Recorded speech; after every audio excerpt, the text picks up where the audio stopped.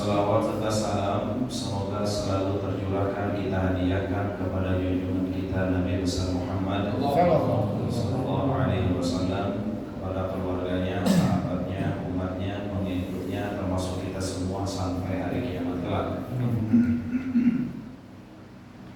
Meneruskan pembahasan kajian kita. Jadi yang membuat kita itu gak khusyuk hati kita, baik itu saat kita sholat, baik itu saat kita doa, saat kita sedang dialog sama Allah, itu karena hati kita terbiasa terisi oleh konten-konten yang gak baik. Ini yang memenuhi daripada hati kita.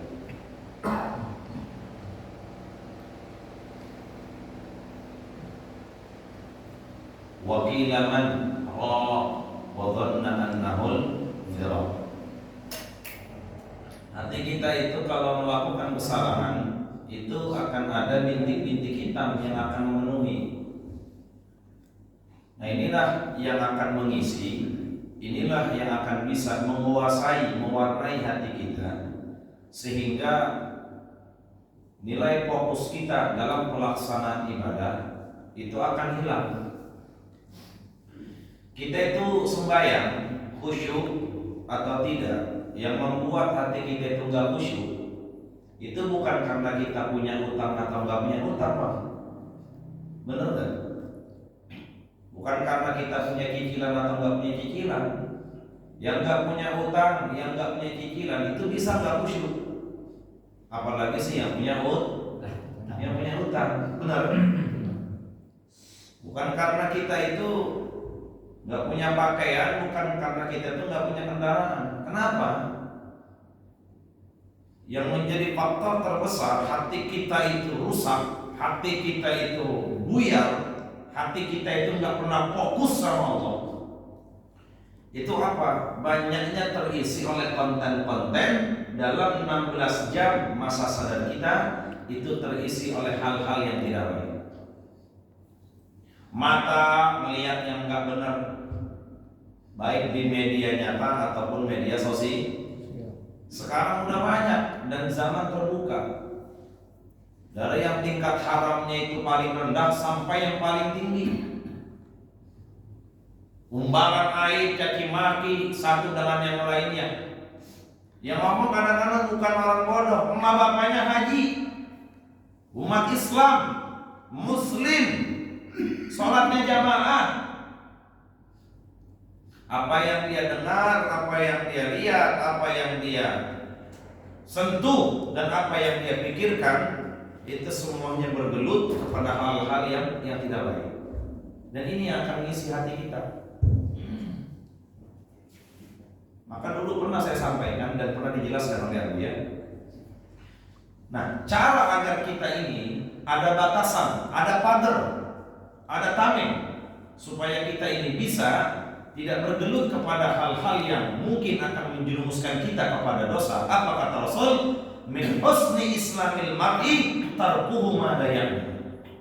Kesempurnaan Islam kita yang menjadi agama kita itu akan sempurna kalau kita seorang muslim itu sudah mulai bisa menjauhkan daripada hal-hal yang gak manfaat dalam hidup kita. Pikiran kita, penglihatan kita, ucapan kita, tindakan kita, apa aja. Kenapa zaman sekarang tetangga dengan tetangganya gak akur? Kenapa zaman sekarang itu gampang orang ngeritik orang, gampang caci maki orang, gampang fitnah dan tuduh orang, adu domba orang? Kenapa memang itu bisa terjadi?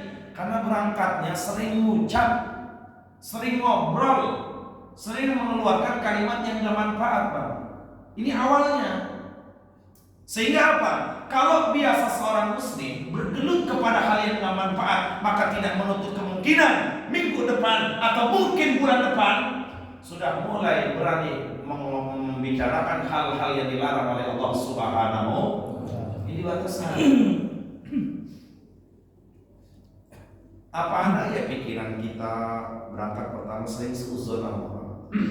Awalnya seuzon, besok udah dinuduh. Bener gak?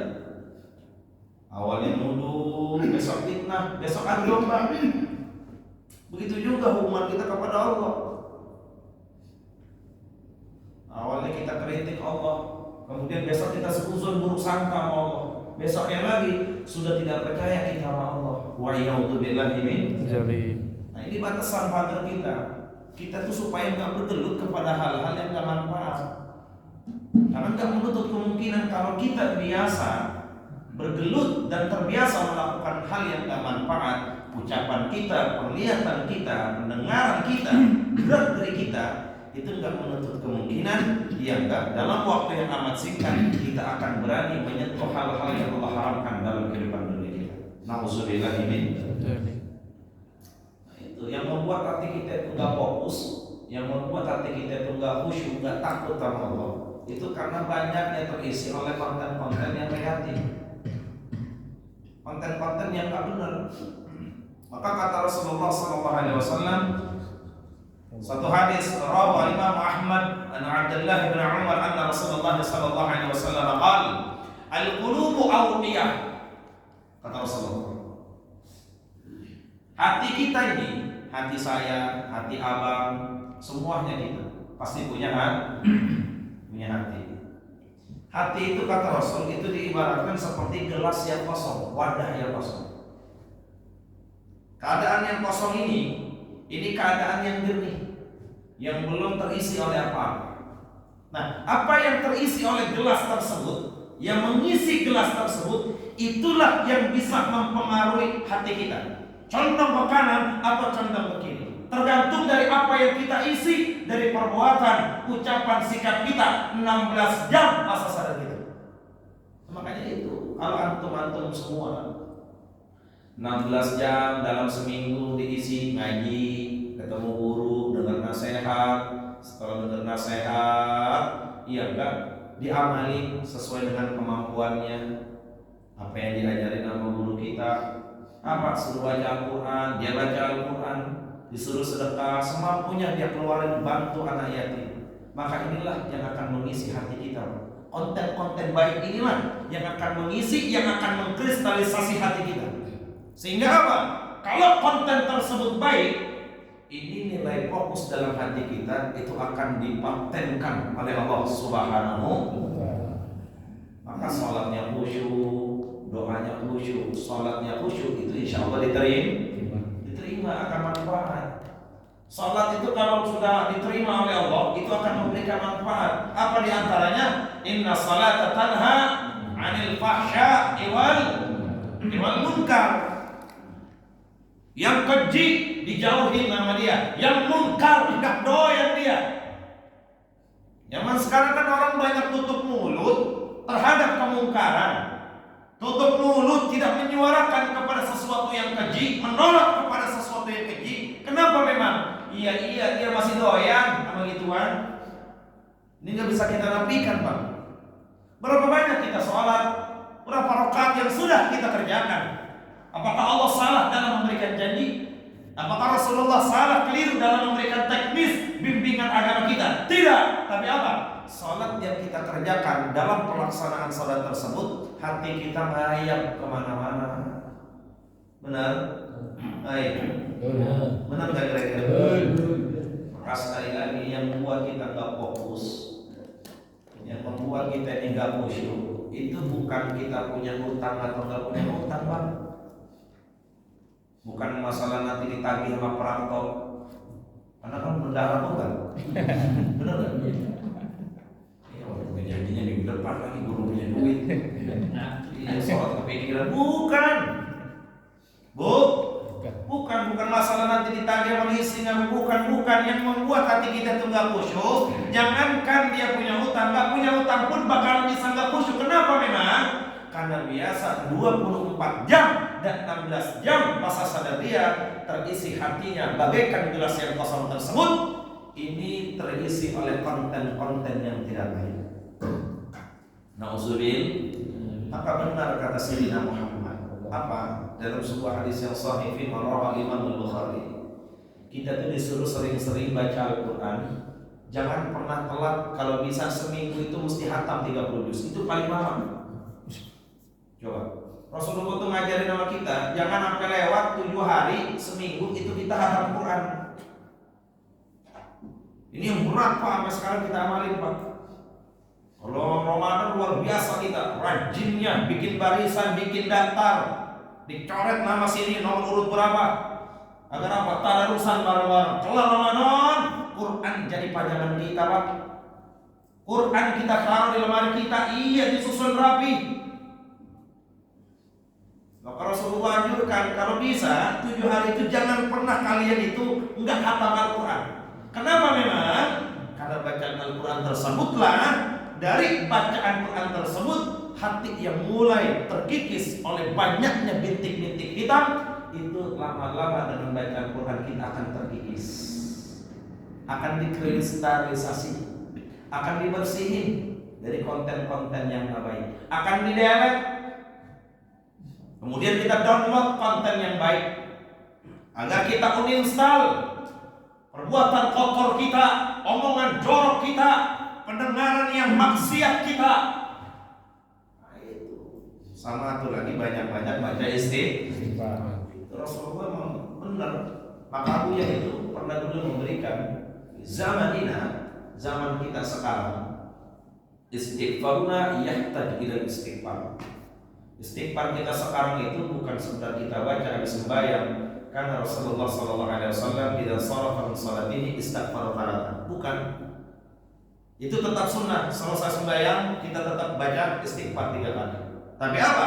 Istighfar yang kita baca itu bukan hanya sekedar wiridan, tapi istighfar yang kita baca ini sudah menjadi hukumnya wajib untuk kita terus mudawamahkan dan terus kita istiqomahkan dalam 16 jam masa sadar kita.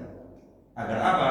Innal hasanata yudhibnas sayyi'at. Segala perbuatan baik kita yang kita kerjakan itu akan mendelet perbuatan kotor yang sudah mengisi dan mewarnai hati kita. Yang itulah yang membuat hati kita nggak khusyuk.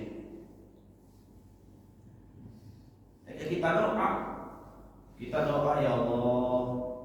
Doa mungkin banyak di antara kita doa di waktu yang mustajab. Kata Ustaz, doa habis Jumat, habis asar katanya diijabah. Nah, saya udah 4 tahun ngamalin, tapi nggak pernah diijabah. Lihat. Jadi jangan nanti ngeritiknya Allah dulu, Pak. Jangan nanti nyalainnya Rasulnya dulu, jangan nanti nyalainnya Ustaz dulu, jangan. Jangan salahin nama diri kita. Kenapa memang? Oh iya, salah satu yang membuat faktor doa kita ditolak oleh Allah, salat kita tidak dinilai oleh Allah, apa? Hati kita yang kabur kemana-mana, hati kita yang layar kemana-mana.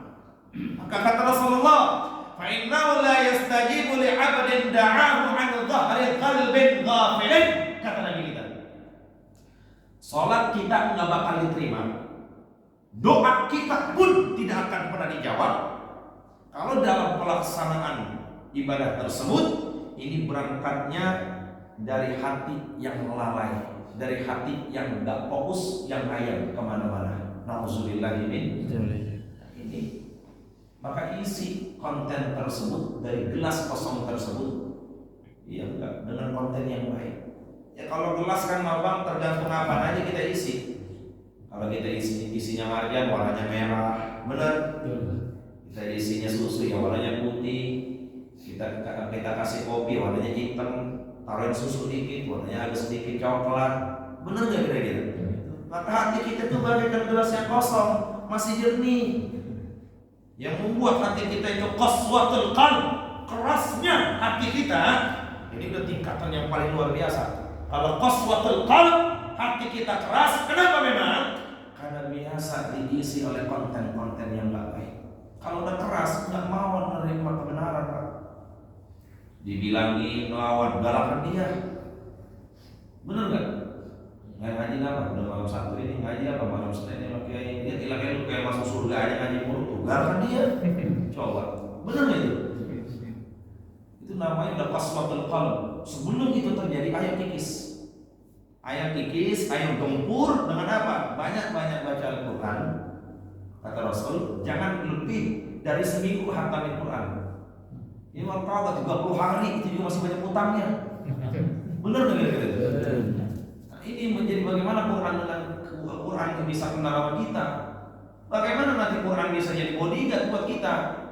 Ya kita aja nggak kenal sama Al-Quran. Maka ada satu kalimat yang sampai sekarang itu Al-Fakir ingat dari Al-Hadratul Rahim, ya enggak, Syekh Jabir pada saat itu kata beliau itu Quran itu, iya enggak, kita itu sama Quran udah bakal dikenal. Kenapa memang? Toh kita hanya kenal sama Quran dan membagi Al-Quran kepada sisa waktu yang kita miliki dalam 24 jam masa sadar kita. Benar? Iya. Pagi kerja, Quran kita lupain. Sisanya apa? Mudrim. Itu juga cuma 15 menit. Sehari 15 menit Pak, Quran kita bagi. Coba.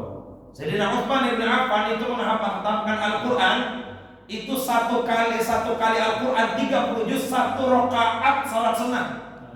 Coba. Itu 1 rakaat, bagaimana 2 rakaat? Ya berarti 2 kali Al-Quran Pak. Maka bagaimana Al-Quran tidak kenal dengan orang-orang mulia seperti beliau, seperti Al-Imam Muhammad bin Idris Asy-Syafi'i yang mengatakan Al-Quran itu 1 hari 1 kali. Masuk Ramadan beliau itu hatamin 2 kali. Nah ini kita umatnya yang lemah dengan penuh keterbatasan. Kata Rasulullah jangan sampai kurang dari seminggu baca Quran hatamin. Biar Quran itu jadi pedoman kita, biar prinsip-prinsip Al-Quran itu ada di dalam sanubari kita. Kenapa zaman sekarang kita ini ragu sama Quran kita? Kita ini alergi dengan Al-Quran kita. Kita tuh jauh dari berkah Al-Quran kita. Quran itu seakan-akan udah gak manjur lagi dari semua ritual dan bacaan yang biasa kita baca. Kenapa memang? Karena ada rahasia dan berkah yang Allah sembunyikan dan Allah tarik. Kenapa memang? Kita sudah mulai acuh dan sudah mulai mengebelakangkan nilai-nilai Al-Quran. Dari mulai kita tidak mulai sering lagi membaca Al-Quran. Ini Pak.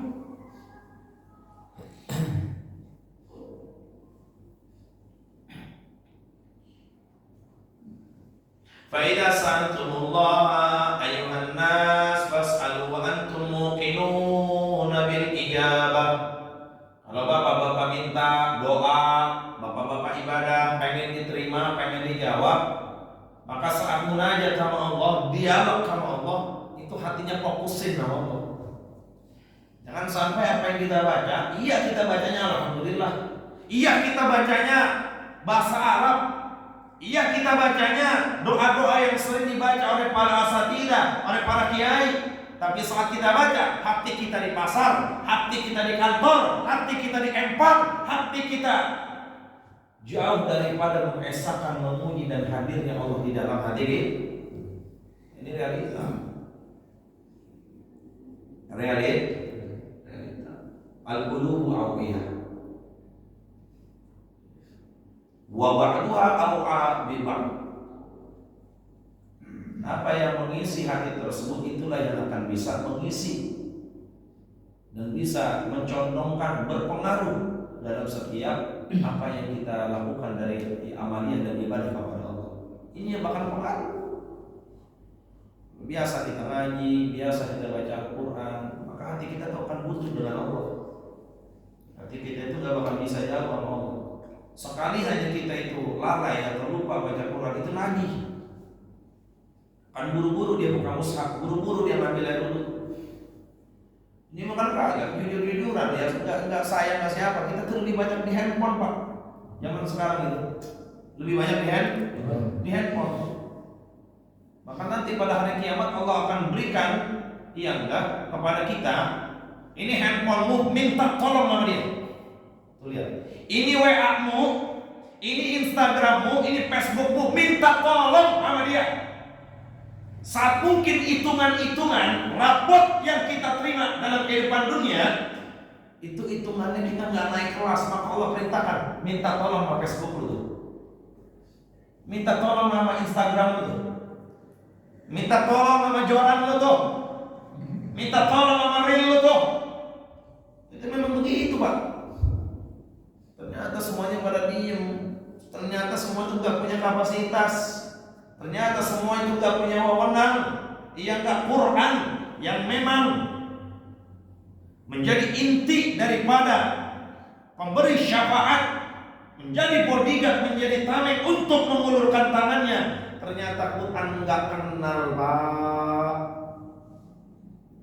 Kenapa memang nggak kenal? Iya, pas terawih terakhir, dia nggak setelah hataman di musola seakan-akan dia udah lulus, seakan-akan dia udah hatam, nggak perlu lagi dengan Al-Quran.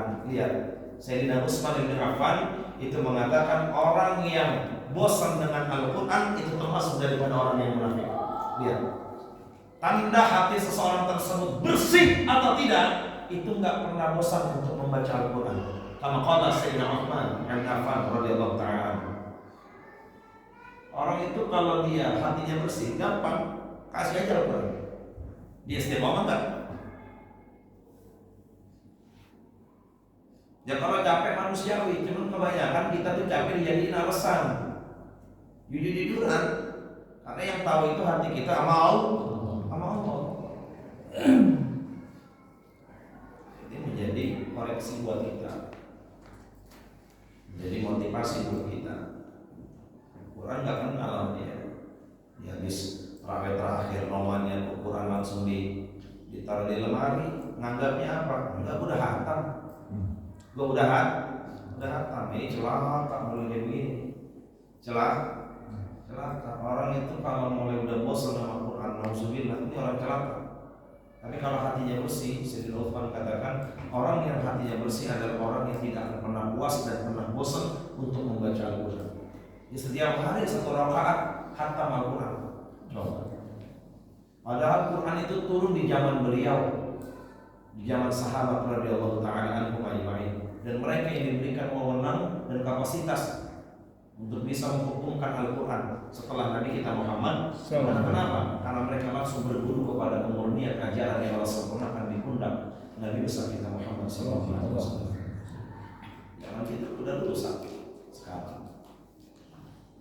Kita itu udah mulai gak heran. Zaman sekarang yang kecil, yang muda, yang tua, perempuan, laki-laki, udah kontennya udah gak mulai gak benar. Orang sekarang udah berani menjual-jual harga diri. Orang sekarang zaman sekarang udah berani adu domba satu dengan yang lainnya di tengah-tengah live media. Satu dengan yang lainnya kritikan, bercampur dengan omongan-omongan fitnah, adu domba. Iya enggak? Omongan kotor, kemudian kerjaan yang memang jelas haram, itu sudah mulai diiklan-iklankan di media sosial. Kalau kita terus anjing, lemah iman, nggak kenal guru, nggak kenal musola, nggak kenal masjid, nggak sering duduk di tempat seperti ini, itu ibarat rem, itu remnya belum, Pak. Remnya belum akan kena. Dampaknya bagaimana? Dampaknya akan terisilah hatinya yang kosong tersebut ini dengan konten-konten yang baik. Akibatnya kalau sudah mulai hati tersebut ini diwarnai oleh bintik-bintik hitam yang menghiasi, yang memutari, yang mewarnai hati tersebut, apapun jenis ibadah itu semuanya hatinya tidak akan pernah diterima oleh Allah. Kenapa? Hatinya lalai. Innallaha la yastajibu li'abdin da'ahu an dhahri qalbihi. Doanya nggak diterima sama Allah. Doanya nggak dijawab. Bahaya itu. Nauzubillah.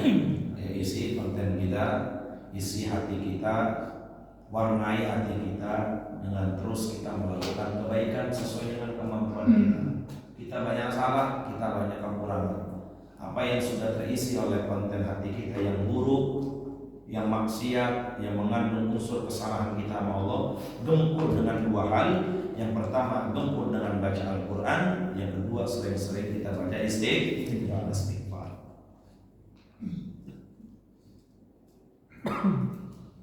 Kemudian termasuk daripada yang diajarkan oleh Nabi kita Muhammad SAW, ad-du'a ma'al jazmi bil ijabah. Ini termasuk daripada adab yang sering dulu pernah kita sampaikan. Jadi kalau kita minta munajat sama Allah, selain memang hati kita diperintahkan untuk khusyuk,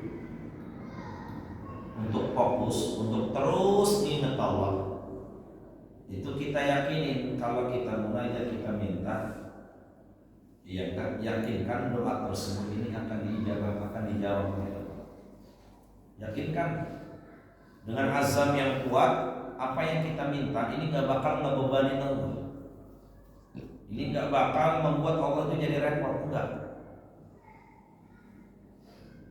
Maka Rasulullah itu dalam sebuah sabdanya, satu dasaran lima rawahu al-Imam Abu Dawud an Abi Hurairah anna Rasulullah sallallahu alaihi wasallam qala la yaqulanna ahadukum Allahumma ighfirli in syi'ta Allahumma arhamni in syi'ta liya'zimal mas'alah. Jangan sekali-kali satu pun di antara kita itu saat kita munajat itu ngomongnya begini, Allahumma arhamni, Allahumma ighfirli in syi'ta. Ya Allah, ampunin saya itu juga kalau Engkau mau. Ya Allah, sayangi saya itu juga kalau Engkau mau. Buset. Jadi nggak serius kalau bahasa kitanya. Kita aja nembak cewek, lu mau jadi pacar gua? Udah jadi pacar gua ya kalau mau. Jadi orang berarti kagak serius, bener nggak? Minta aja apa yang menjadi hajat kita, apa yang menjadi keperluan kita, tujuan kita dari doa dan munajat kita. Kenapa memang saat kita minta itu disunahkan ma'al jazmi bil ijabah, disunahkan supaya tekad kita itu minta sama Allah, minta daripada keperluan dan tujuan kita itu dengan perasaan sungguh-sungguh. Jangan mainin Allah, jangan membuat kesan Allah itu nanti terbebani atau merasa direpoti saat kita minta. Ya Allah, kayain saya itu juga kalau Engkau mau. Ya Allah, ampunin saya itu juga kalau Engkau mau. Jangan. Kenapa memang? Kata Rasulullah, fa'innahu la mukrihalahu. Allah enggak ada yang mekam, Allah enggak ada yang maksa, Allah enggak ada yang bebani. Apa yang kita minta? Isyarat Al-Quran, ud'uuni astajib, mintanya itu jangan sekali-sekali. Lalu gua minta Allah diampunin kagak? Itu pasti diampunin. Begitu aja Pak. Jangan nanti gua minta kayaknya nggak diampunin. Anna inna dzanni 'abdi. Kalau kita prasangka Allah nggak bakal ngampunin kita, toh prasangka itu memang sebuah keyakinan. Artinya Allah nggak bakal ngampunin kita. Na'udzubillah min. Udah saja. Udah. Kalau kita download Quran di HP, kita baca, kita lagi mulai iseng ngaruh dan iseng lagi macet atau apa kan, HP buka, wudhu lagi terus hukumnya gimana itu? Ya. Jadi bagaimana kita itu download Al-Quran di handphone? Apakah bagus? Bagus. Lajnah Darul Ifta Binas. Jadi Darul Fatwa atau Rumah Fatwa, himpunan para fatwa di Mesir itu menghukumkan salah satu yang diperbolehkan adalah mendownload Al-Quran di dalam HP. Lalu bagaimana kalau kita baca? Apakah boleh nggak punya wudu? Ini khilaf ulama kita. Dari sebagian ulama kita mengatakan karena Al-Quran tersebut ini adanya di handphone yang tidak ada full mushaf Al-Quran, maka dihukumkan boleh kita membaca Al-Quran di handphone bi ghairi wudu'in, tanpa mempunyai air wudu. Ya apalagi sih pakai wudu. Ini mah yang enggak ada yang khilaf. Lalu bagaimana kalau satu tersebut handphone itu kita bawa ke kamar mandi? Apakah handphonenya kita taruh di luar? Ya hilang. Bener nggak? Bagaimana caranya? Matiin tuh handphone, masuk kamar mandi. Lah kan di dalamnya ada Al-Quran, yang penting dimatiin. Oh nggak boleh. Ya kalau nggak boleh berarti antum juga nggak boleh masuk kamar mandi. Kenapa memang? Di otak antum ada nggak qul huwallahu ahad?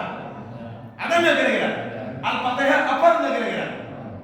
Kalau begitu antum nggak boleh masuk kamar mandi bang. Di otak antum ada Al-Quran. Benar nggak kira-kira? Nah, itu maksudnya yang penting dimatiin, silent, nada deringnya. Jangan nanti kita lagi ngeden, nada deringnya Ar-Rahman. Benar nggak kira-kira? Ya sambut aja kita sepiteng. Nauzubillah dari kemudahan manfaat. Mohon maaf itu saya mau ada acara, jadi nggak lama-lama. Yang benar datang dari Allah, yang salah, yang hilaf, yang tidak benar, yang bodoh datang dari Al-Fakir. Mudah-mudahan seluruh jamaah sehat.